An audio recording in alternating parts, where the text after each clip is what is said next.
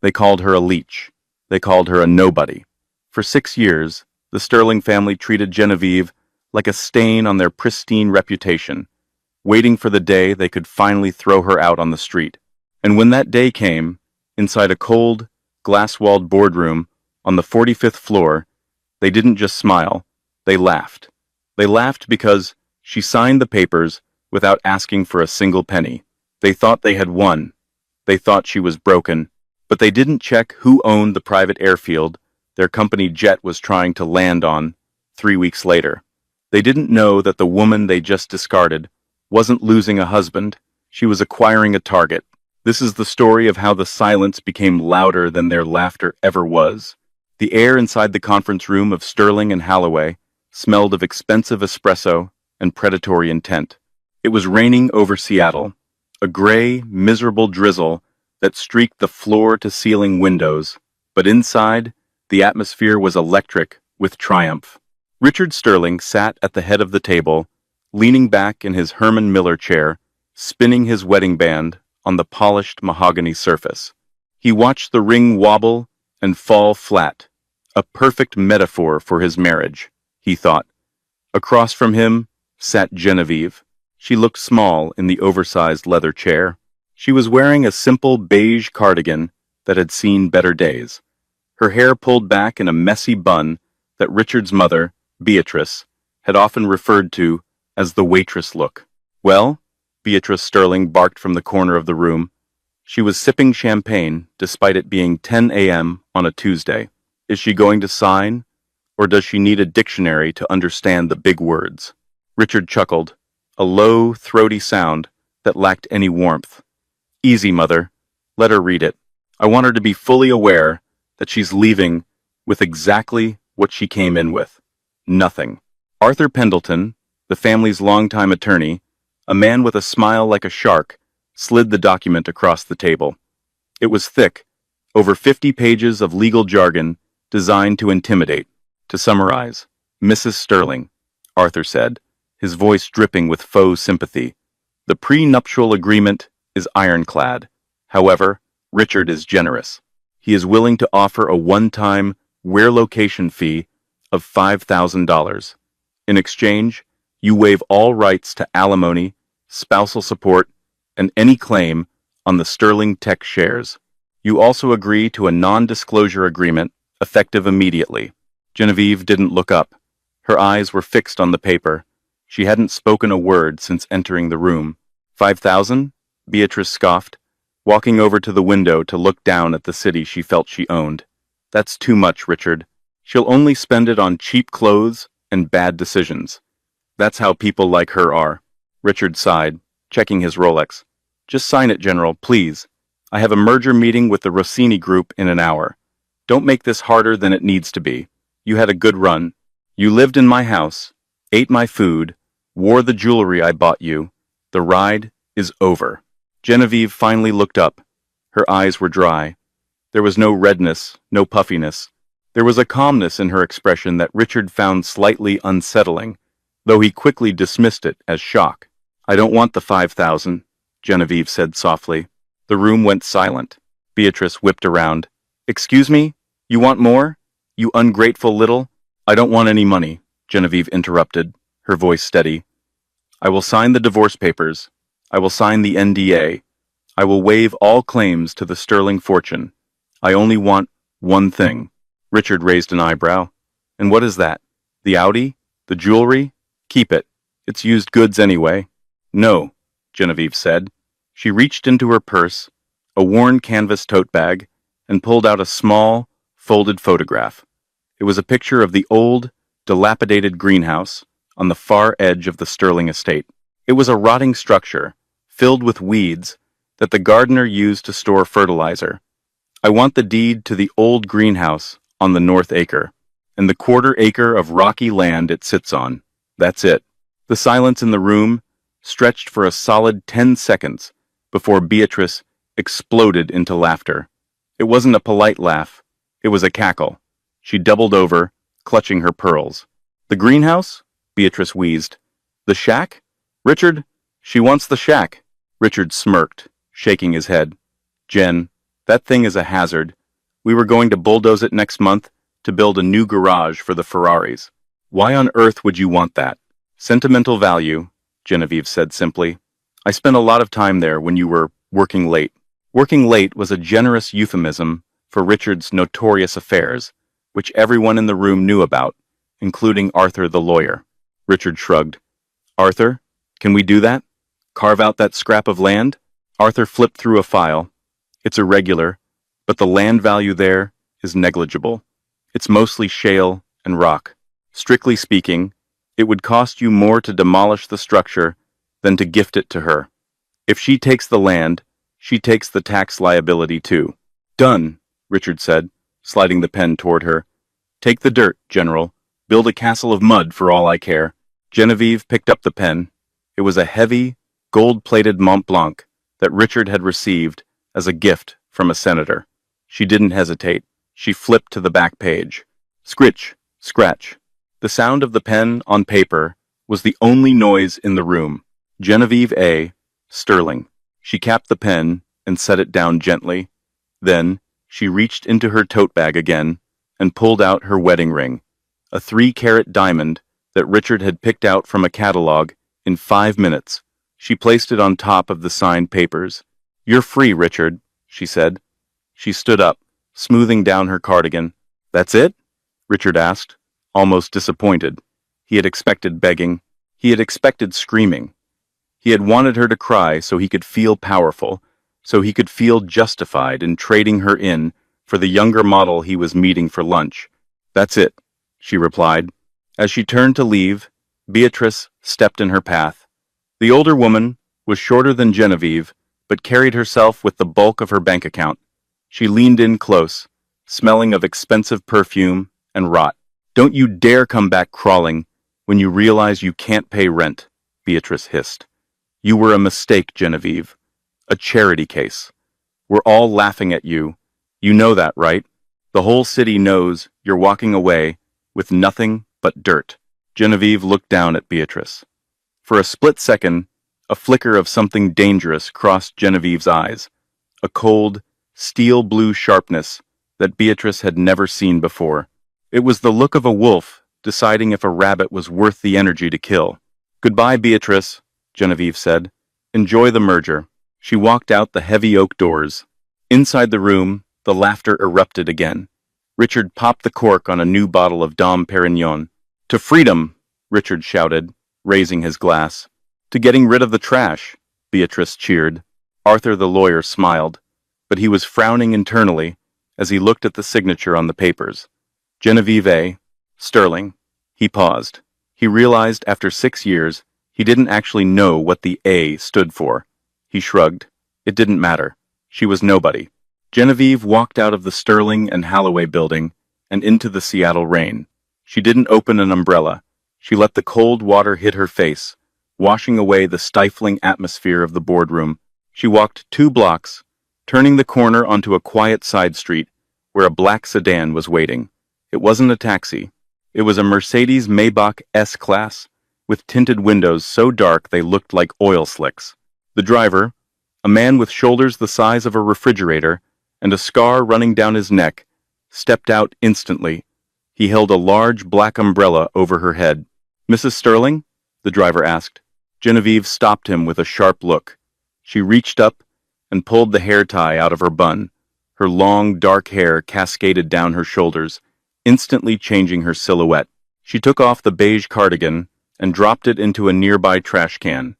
Underneath, she wore a black silk blouse that screamed understated power. Not Sterling, Cale. Never Sterling again, she said. Her voice was different now. The softness was gone. The hesitation was deleted. It was a voice that commanded armies. It's Caldwell. Genevieve Caldwell. Apologies, Miss Caldwell, Cale said, opening the rear door. We have the secure line ready. Genevieve slid into the back seat. The interior was warm, smelling of fresh leather and ozone. She picked up a tablet that was waiting for her on the center console. On the screen was a live feed of the stock market, specifically tracking Sterling Tech. She pressed a button on the intercom. Connect me to Zurich. A moment later, a voice filled the cabin. It was a man, sounding elderly but sharp. Genevieve, is it done? It's done, Hans, she said, watching the rain streak the window. I signed. I waived everything. They think I'm destitute. And the asset? Hans asked. Secured, she replied. I own the greenhouse and the underlying geological survey rights for Sector 4 North. They have no idea? Richard thinks geology is something you buy at a jewelry store. He has no idea what's sitting under that rock, Genevieve said, a small, terrifying smile touching her lips. Initiate Phase 2. I want all my assets unfrozen. Transfer the holding titles from the shell companies back to the Caldwell Trust. And Hans? Yes, madame? Get the jet ready. I have business in London. If Richard is trying to merge with the Rossini Group, he's going to need a venue for the signing. I want to make sure we're available to host. Understood. Welcome back, Ghost. The line clicked dead. Genevieve leaned back and closed her eyes. For 6 years, she had played the role of the doting, simple wife.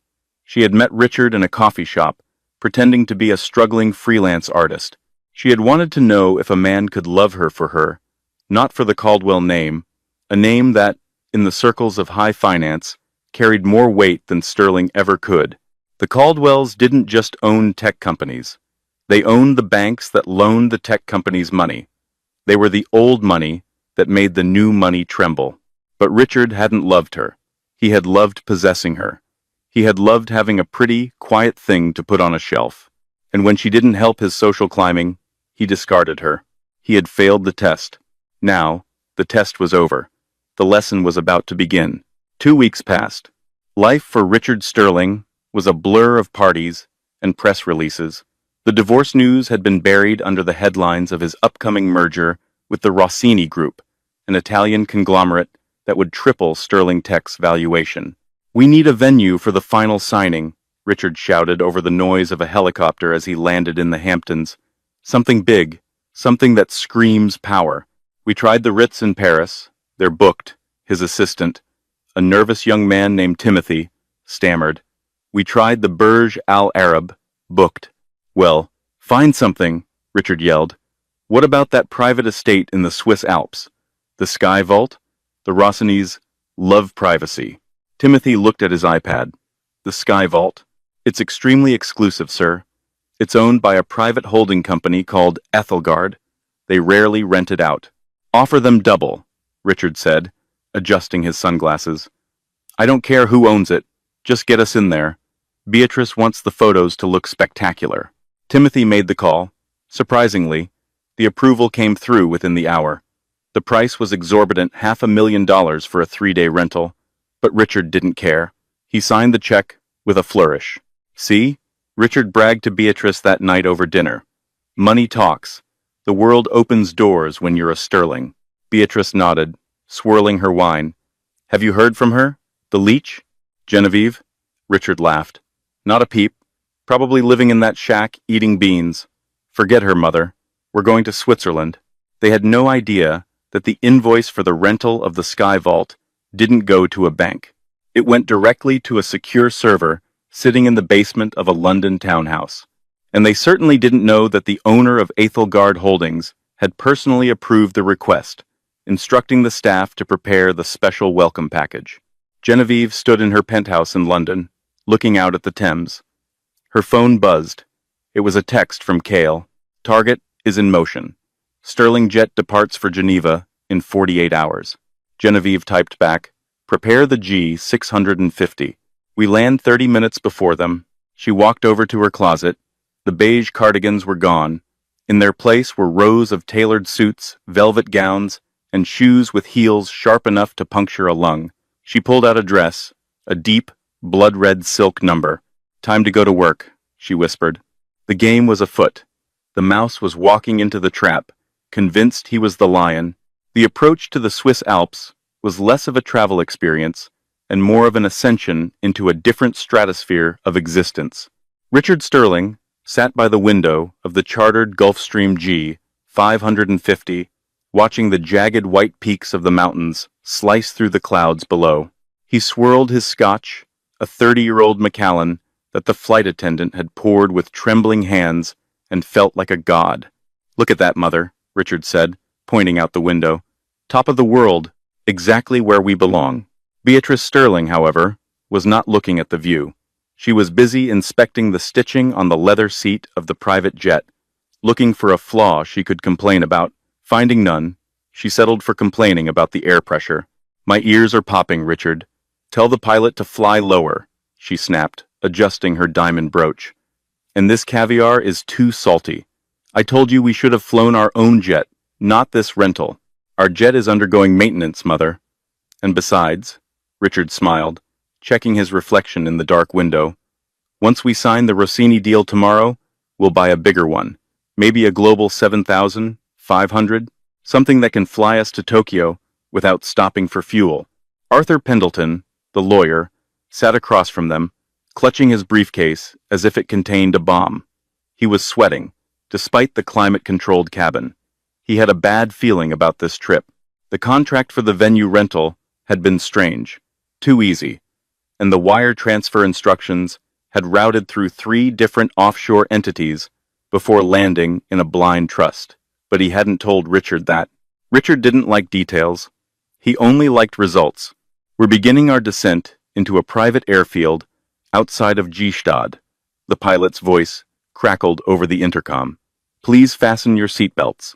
As the jet banked and touched down on the private runway, Richard looked out and saw another plane already parked on the tarmac. It was a monstrosity of luxury, a Bombardier Global 8000, painted in a matte black finish with no tail number visible, just a small, stylized crest in silver on the fuselage. It looked like a predator sleeping on the asphalt. "Who does that belong to?" Richard asked as they disembarked, buttoning his cashmere coat against the biting alpine wind. A ground crew member, a man with a thick Swiss accent, took their luggage. "That, Monsieur Sterling, belongs to the owner of the Sky Vault. She arrived last night to ensure the estate was prepared for your arrival." "She?" Beatrice perked up. "A woman owns this place? Who is she? A widow? An actress?" The ground crew member merely smiled, a tight, professional expression that gave nothing away. "The owner values her privacy above all else, Madame. Please, the cars are waiting."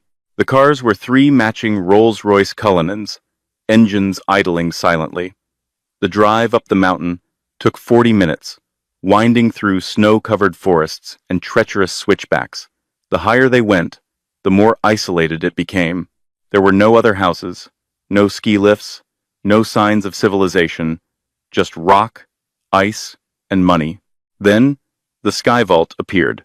It was an architectural marvel, or perhaps an act of violence against nature, a massive structure of steel and reinforced glass, cantilevered over the edge of a sheer cliff drop. It didn't look like a house. It looked like a Bond villain's fortress. The entire front facade was glass, offering a panoramic view of the valley 3,000 feet below. "Impressive," Richard muttered, finally feeling a twinge of intimidation. "How much is this place worth?" "Price is irrelevant for something like this," Arthur whispered, staring up at the structure. "You couldn't build this today. The zoning laws alone would be impossible to bypass." They were greeted at the massive slate doors by a house manager named Elias, a tall, severe man in a tuxedo who looked like he could kill a man with a napkin. "Welcome to the Sky Vault," Elias said. His voice echoed in the cavernous entry hall. The floors were black marble, polished to a mirror shine. "The Rossini party has already arrived via helicopter. They are settling in the West Wing. You have been allocated the East Wing." "And the owner?"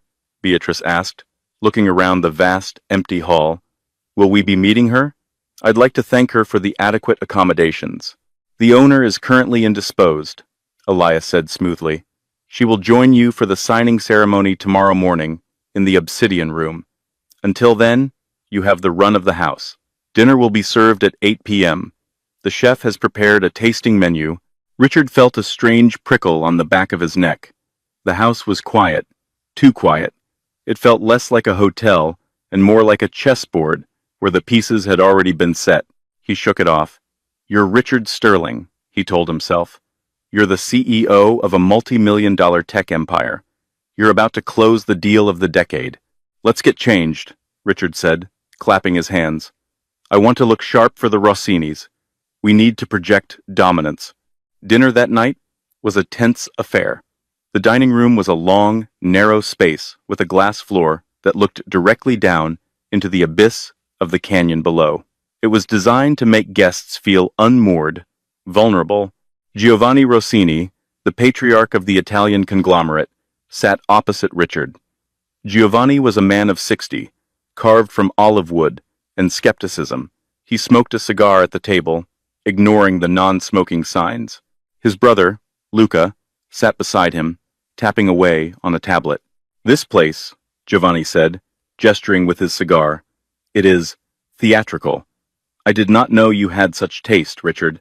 I thought Americans preferred gold toilets and trumpets. Richard laughed nervously. We wanted to honor the magnitude of our partnership, Giovanni. Sterling Tech and Rossini Group. It's a marriage of giants. It deserves a palace. A marriage, Giovanni mused. Yes.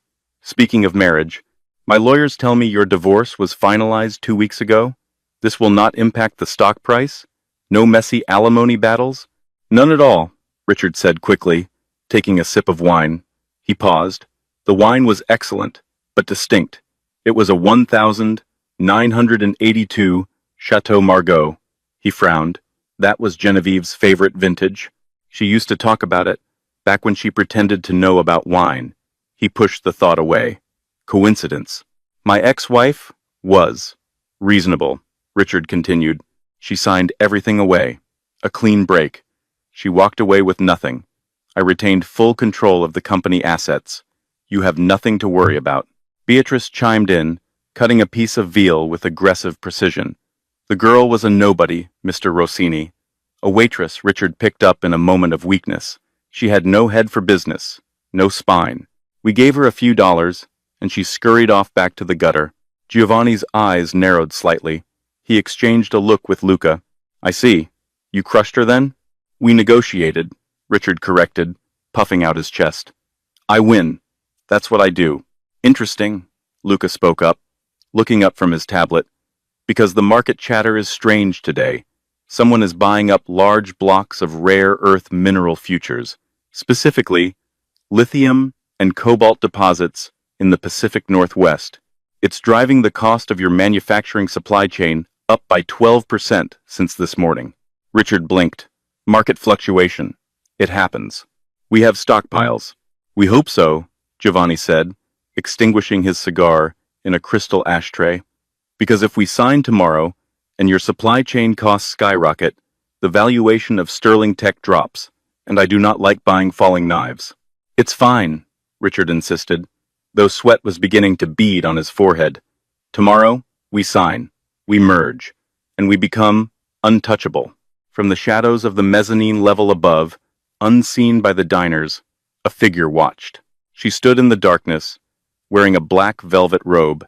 She held a glass of 1982 Chateau Margaux. Genevieve watched Richard sweat. She watched Beatrice preen. She watched the Rossinis circle like sharks. Eat up, Richard, she whispered, into the silence of the empty hallway. It's your last supper. She turned and walked soundlessly back to the master suite, the one room in the house that was off-limits to the guests. Inside, 3 monitors were glowing. One showed the live feed of the dining room. The second showed the stock market, specifically the rising price of the mineral rights associated with a certain worthless greenhouse. And the third monitor showed a dossier. The title of the file was Rossini Group, Hidden Liabilities and Leverage. Genevieve didn't just plan to ruin Richard. She planned to own the entire table. The next morning, the sun did not rise over the sky vault. Instead, a thick, heavy fog rolled in, wrapping the glass house in a shroud of white. Visibility was 0. It felt as if the house was floating in a void. The signing was scheduled for 9 a.m. in the Obsidian Room, a conference space named for its walls of black volcanic stone. A single, massive table made of a slab of petrified wood dominated the center.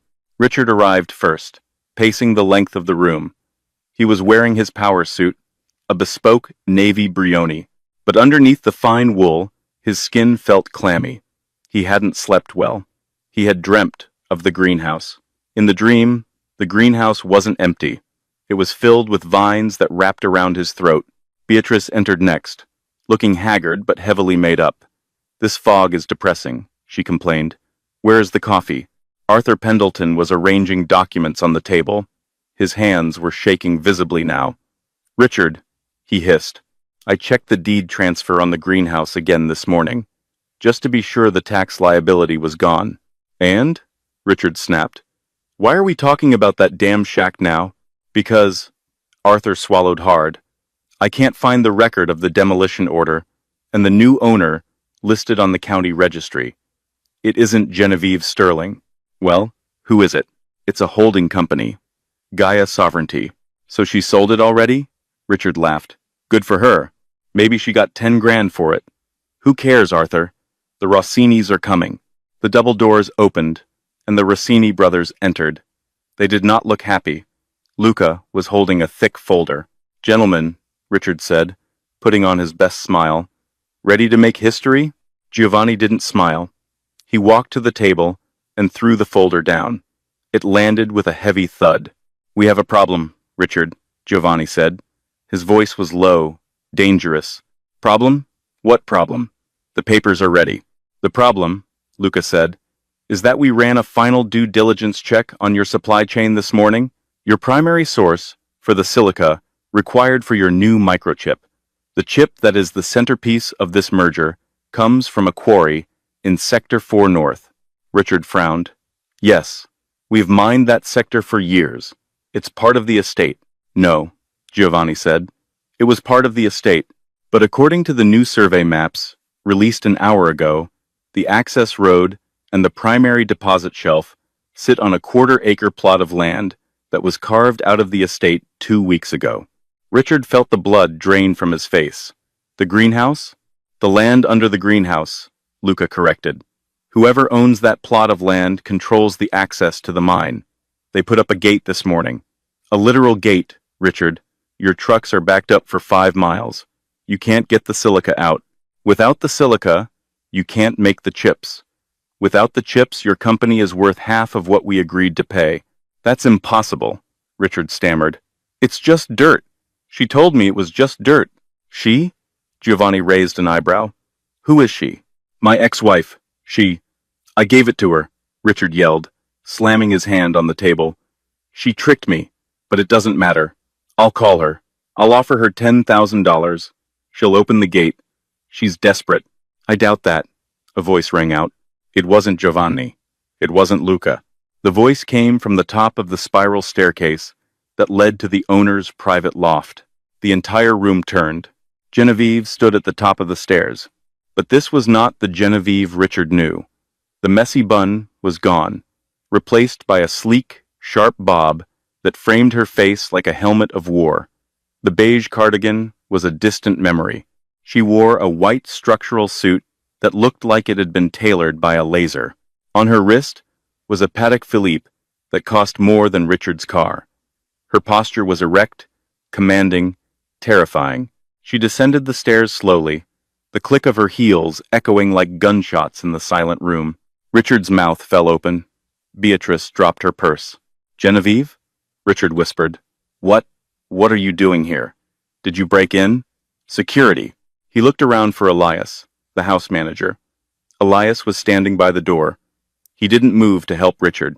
Instead, he bowed his head slightly as Genevieve passed him. "Good morning, Miss Caldwell," Elias said, respectfully. "Thank you, Elias," she replied, her voice cool and crisp. She walked to the head of the table, the seat Richard had been aiming for, and sat down. She didn't look at Richard. She looked at Giovanni. "Signor Rossini," Genevieve said, switching to flawless Italian. "Mi dispiace per l'attesa. Spero che l'alloggio sia di vostro gradimento. I apologize for the wait. I hope the accommodations are to your liking." Giovanni Rossini looked at her, his eyes widening in shock. Then, recognition dawned on his face. He stood up abruptly, buttoning his jacket out of respect. "Caldwell?" Giovanni gasped. "Genevieve Caldwell? As in the Caldwell Trust?" The Zurich Group? My father was James Caldwell, Genevieve said calmly. I believe his bank financed your first expansion into Asia in 1998. Giovanni looked like he had seen a ghost. In the world of high finance, the Sterlings were millionaires. The Caldwells were the people who printed the money. They were royalty. I had no idea, Giovanni stammered. We thought, Richard said. Richard says a lot of things, Genevieve said, finally turning her gaze to her ex-husband. Richard was trembling. His brain couldn't process the image in front of him. Jen? What is this? Caldwell? You told me your parents were teachers in Ohio? They were, Genevieve said, her voice devoid of emotion. After they retired from running the global economy, they taught economics at a university because they enjoyed it. You never asked about them, Richard. In 6 years, you never once asked to meet them. You were too busy talking about yourself. But, the waitress, the coffee shop. I was doing a thesis on the behavior of the nouveau riche, Genevieve said, a small, cruel smile playing on her lips. I wanted to see if a man like you could love a woman who had nothing. You failed the experiment, Richard. Beatrice stepped forward, her face purple with rage. This is fraud. You lied to us. You signed a prenup under false pretenses. I signed the prenup as Genevieve A. Sterling, she replied. The A stands for my middle name, Anne, my legal name. I never lied. I just didn't elaborate, and you were too busy laughing to check my background. She slid a folder across the table toward the Rossinis. Gentlemen, Genevieve addressed the Italians. You are about to merge with a company that has just lost its primary supply chain. I own the land blocking the mine, and I have no intention of opening that gate. Sterling Tech will be unable to fulfill its orders within 48 hours. Their stock will plummet. Giovanni looked at the folder, then at Richard. The look of disgust on his face was absolute. However, Genevieve continued, my holding company, Gaia Sovereignty, is willing to acquire Sterling Tech for pennies on the dollar, of course. Once I own it, I will reopen the mine. If the Rossini Group wishes to partner with me, I am open to discussion. Giovanni didn't hesitate. He looked at Richard. The deal is off, Sterling. You can't do this, Richard screamed. He lunged toward the table, grabbing the papers. We have a verbal agreement. I'll sue. Sit down, Richard, Genevieve said. She didn't shout. She didn't need to. The authority in her voice slammed him back into his chair. You have two choices, Genevieve said, leaning forward. Option A, the Rossinis walk away. I keep the gate closed. Your company goes bankrupt in a month. The board fires you. You lose everything, including this house in Seattle that you put up as collateral for your last loan, which, by the way, my bank now holds. Richard's eyes bulged. You bought my mortgage? I bought your debt, Richard. All of it. And option B? Arthur squeaked, looking like he was about to faint. Option B, Genevieve said. You sign Sterling Tech over to me right now. I will give you a severance package. She pulled a single sheet of paper from her portfolio and slid it to him. Richard looked at it. His hands shook so hard, the paper rattled. $5,000? Richard whispered. It's a generous relocation fee, Genevieve quoted his own words back to him. Take it, Richard, or I will bury you under so many lawsuits, you'll be spending that $5,000 on bail money. Beatrice began to sob. It was a dry, heaving sound of total defeat. You're a monster, Richard whispered, tears leaking from his eyes. I took you in. I gave you a home. You gave me a cage, Genevieve corrected. She uncapped the Cartier pen, her own pen this time, and held it out. Sign the papers, Richard. The jet is waiting to take you home. Economy class. The silence in the room was deafening. The only sound was the wind, howling against the glass walls of the sky vault, and the scratching of a pen as Richard Sterling signed his empire away to the woman he had laughed at 2 weeks ago. The laughter was gone. Now, there was only the cold, hard reality of the silence. The descent from the Swiss Alps was not the triumphant procession Richard Sterling had envisioned just 48 hours prior. It was an evacuation. Elias, the stoic house manager of the Sky Vault, had informed them that the private car service was no longer available for their use. Instead, a local taxi, a battered station wagon, smelling faintly of wet dog and diesel, was summoned to take them down the mountain. Beatrice refused to speak. She sat in the back seat, clutching her crocodile skin handbag as if it were a life preserver in a stormy sea. Her face was pale, her makeup smudged from the tears she had shed in the foyer while Genevieve watched from the balcony. Every bump in the road sent a jolt of misery through her spine, a physical reminder of their sudden, violent fall from grace. Richard sat in the front seat, staring blankly at the snow-covered pines blurring past. His phone was buzzing incessantly in his pocket. Notifications, emails, alerts. He didn't check them. He knew what they were. The news cycle moved faster than light, and Genevieve, or rather, the Caldwell machine, would not have wasted a second.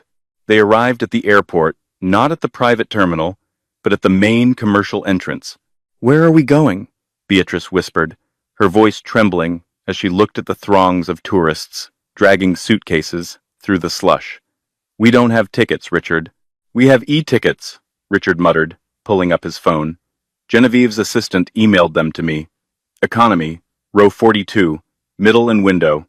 "I will not sit in the middle," Beatrice hissed, a spark of her old arrogance flaring up before dying out instantly. "I can't breathe back there."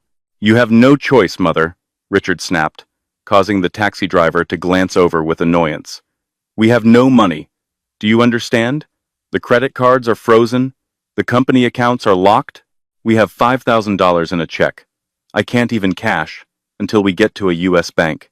We are riding in row 42, and you will be grateful we aren't swimming across the Atlantic." The flight was a 9-hour purgatory. Richard sat wedged between a backpacking student who smelled of patchouli and his mother, who wept silently into a paper napkin. He couldn't sleep. Every time he closed his eyes, he saw Genevieve. Not the Genevieve in the white suit, the titan who had crushed him, but the Genevieve he had ignored for 6 years. He remembered her asking him to look at her paintings. "Not now, Jen. I'm busy." He remembered her asking if they could go for a walk in the gardens. "It's too cold. Jen, don't be childish." He remembered the way she used to look at him, with a hopefulness that slowly, over years, turned into a dull, flat acceptance. He realized now, with a sickening lurch of his stomach, that he had never known her. He had lived with a stranger for 6 years, a stranger who had been patiently, meticulously taking notes. Seattle was raining when they landed. It was fitting. They took a rideshare app car to the Sterling estate in Medina. As the car approached the massive iron gates, Richard felt a small glimmer of relief. At least they had the house. The mansion was his sanctuary. He could hide there, regroup, call his old contacts, maybe find a loophole. But as the car rounded the final bend, Richard saw the lights. Blue and red flashing lights. 2 police cruisers were parked in front of the gates, and beside them, a black van with the logo of a private security firm. Not the firm Richard used. "What is this?" Beatrice gasped. Richard jumped out of the car before it fully stopped. He ran toward the gate, but a uniformed officer stepped in his path. "Sir, take a step back," the officer commanded. "This is my house," Richard yelled, rain plastering his hair to his forehead. "I live here. What is going on?" A man in a sharp gray suit stepped out of the black van. He held a clipboard. "Mr. Sterling?" the man asked. "Yes. Tell these officers to move." "I'm afraid I can't do that," the man said calmly. "I represent Caldwell Asset Management. As of 9 a.m. this morning, the mortgage on this property has been foreclosed due to violation of the lending terms." "Violation? I've never missed a payment." "Technically, you haven't," the man agreed. "But the loan agreement you signed 5 years ago had a change of control clause. It states that if your equity in Sterling Tech drops below 51%, the bank has the right to call the full value of the loan immediately. Since you signed over 100% of your shares this morning in Switzerland, the loan is due. Can you pay the remaining $12 million balance right now?" Richard opened his mouth, but no sound came out. He felt like he had been punched in the gut. "I didn't think so," the man said, signaling to the movers who were now exiting the van. We are here to secure the assets. You are permitted to enter for 1 hour, supervised, to remove personal items, clothing, and toiletries only. No art, no jewelry, no electronics. Those are now property of the bank. You can't do this, Richard whispered. It's already done, sir. The locks have been changed. For the next hour, Richard and Beatrice shuffled through the marble halls of the home they had prided themselves on. They were shadowed by security guards who watched their every move. Beatrice tried to take her jewelry box. I'm sorry, ma'am, the guard said, gently but firmly taking it from her hands. Appraised assets, stay. But this is my grandmother's necklace, she wailed. If you can provide proof of purchase or inheritance separate from the marital assets, you can file a claim in court, the guard recited. Until then, it stays. Richard went to his study. He looked at the empty shelves. He looked at the humidor where he kept his Cuban cigars. He didn't touch them. He walked to the desk and picked up a single, framed photo. It was a picture of him and Genevieve on their wedding day. She was smiling, a genuine, radiant smile. He looked bored, checking his watch. He smashed the photo on the floor. They left the mansion carrying 4 plastic trash bags of clothes. The rain was coming down harder now. They stood on the curb, the iron gates clanging shut behind them with a sound of finality that echoed in Richard's bones. Where do we go? Beatrice asked, her voice broken. She looked small, old, and frail in the rain. Richard looked at his mother. He looked at the wet pavement. I don't know, he said. Across town, at the headquarters of Sterling Tech, now rapidly being rebranded, the atmosphere was very different. The employees had heard the rumors.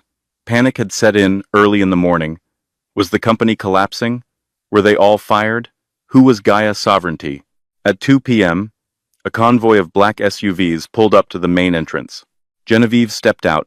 She was wearing a trench coat over a navy dress, carrying nothing but a leather portfolio. She didn't look like a vengeful ex-wife. She looked like a CEO. She walked into the lobby, followed by a team of 10 lawyers and financial analysts. The receptionist, a young woman named Sarah, who had always been kind to Genevieve when she visited Richard, looked up in terror. Mrs. Sterling? Sarah stammered. Genevieve, please. She smiled warmly. It's good to see you, Sarah. How is your cat? Sarah blinked, confused by the humanity in the midst of the corporate raid. She's good. Glad to hear it. Please page the executive team. Conference room A. 5 minutes. Genevieve walked to the elevators. She didn't need a pass key. The security team had already remotely reprogrammed the building's access systems to her biometrics.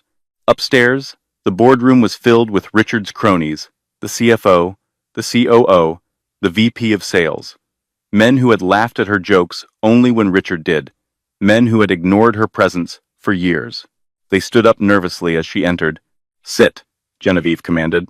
They sat. By now, you have seen the press release, Genevieve began, pacing the head of the table. Richard Sterling is no longer associated with this company. I am the sole owner. Mrs. Sterling, the CFO, a man named Henderson, spoke up. With all due respect, the market is in free fall. Our stock is down 40% since the news broke. You have no experience running a tech company. We need to stabilize. I have a master's in international economics from the London School of Economics, Mr. Henderson, Genevieve said coolly. And while you were busy hiding losses in the Q3 report, yes, I know about the shell accounts in the Cayman Islands. I was restructuring the supply chain. Henderson turned white. The mine in Sector 4 North is open as of 10 minutes ago, Genevieve announced. The trucks are rolling. The silica supply is secured. Furthermore, the Rossini Group has agreed to a new deal. They aren't merging with us. They are licensing our technology. That means we keep our independence, and we keep the profits. The stock will recover by closing bell. A murmur of shock went through the room. She had fixed the crisis she created in less than a day. However, Genevieve continued, her voice hardening, there will be changes. This leadership team has been complicit in a culture of excess and negligence.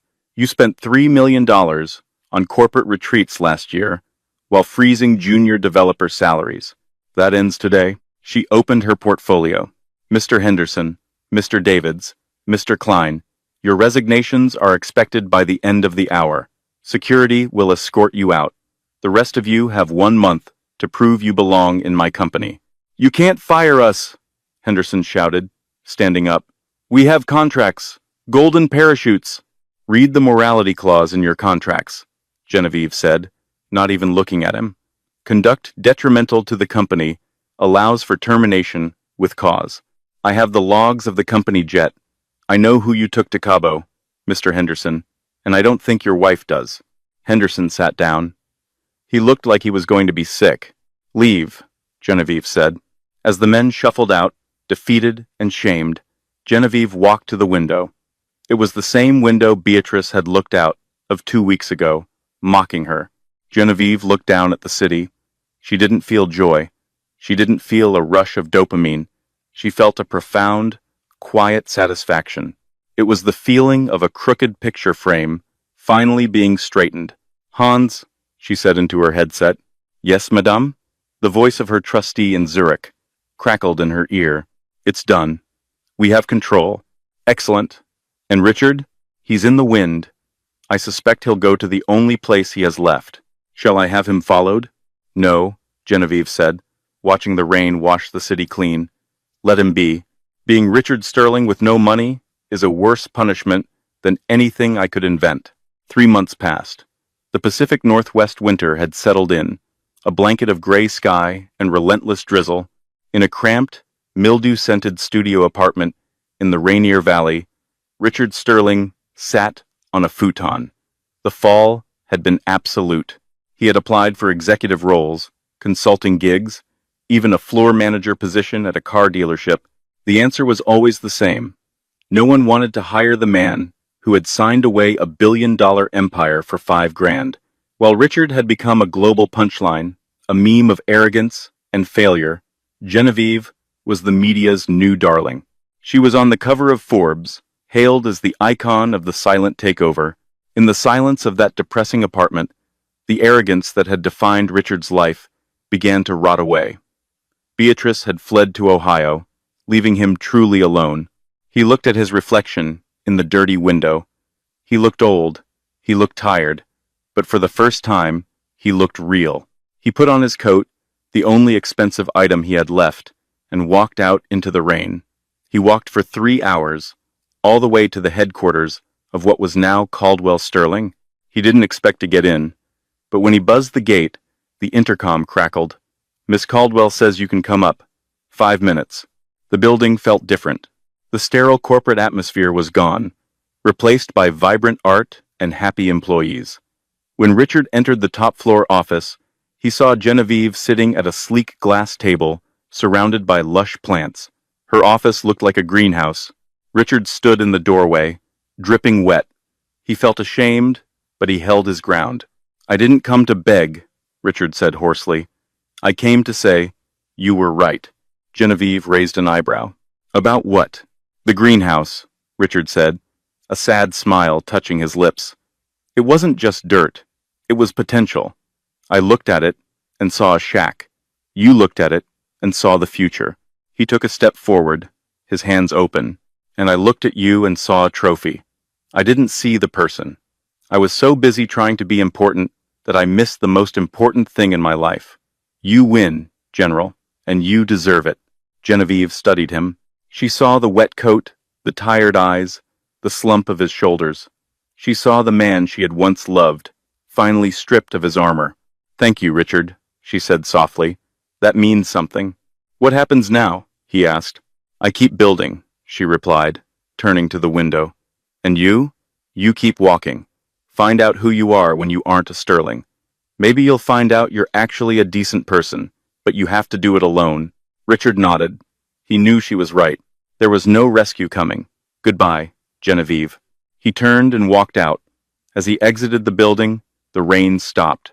The clouds broke, revealing a sliver of pale blue sky. He had nothing. He had no car, no home, no wife, no company. He touched his pocket. He had a subway card and $10. Richard Sterling took a deep breath of the cold, clean air. For the first time in 6 years, he didn't have to pretend to be a god. He was just a man, and strangely, terrifyingly, he felt free.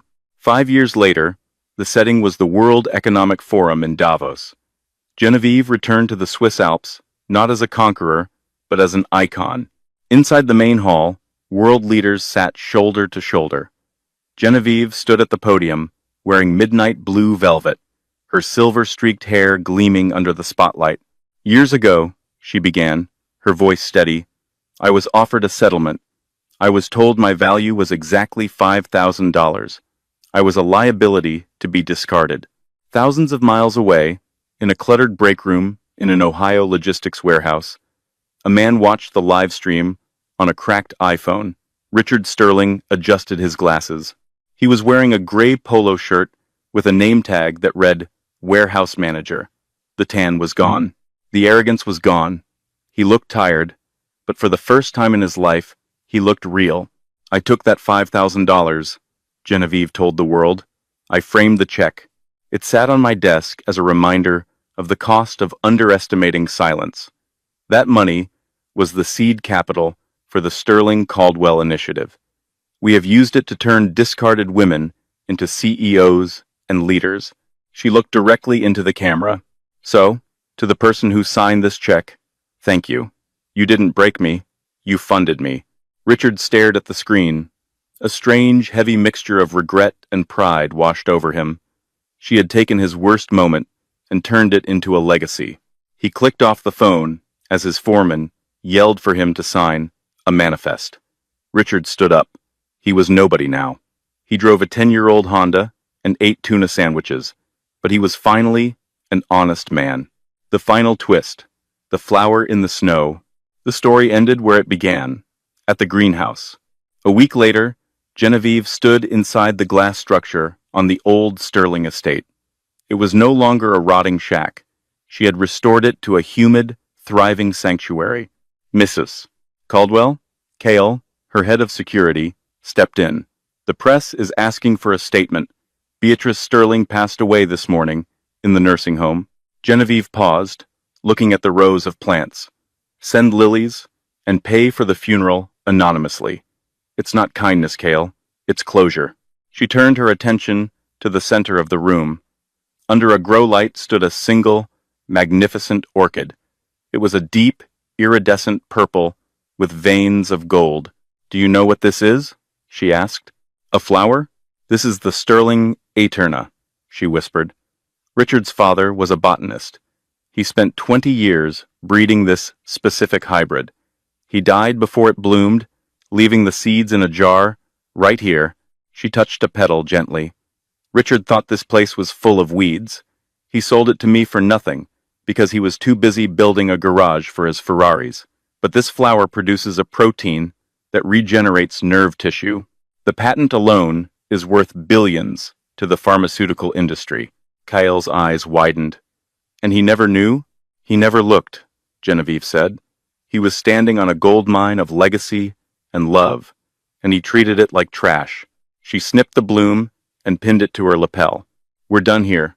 Donate the land to the city for a park. The flower comes with me. It needs a better gardener." She walked out, leaving the door open. The silence of the estate was heavy, but it was no longer empty. It was the silence of a story that had finally been written. Genevieve didn't just win because she had money. She won because she paid attention. Richard lost everything, not because he was poor, but because he couldn't see the value in the small things: his wife, a dusty greenhouse, a father's legacy. He sold his future for a garage, proving that true poverty isn't a lack of money, but a lack of vision. If this story gave you chills, hit that like button. What would you have done in Genevieve's shoes? Saved Richard, or let him learn his lesson? Let me know in the comments. And don't forget to subscribe for more stories about how the silence eventually becomes the loudest sound on earth.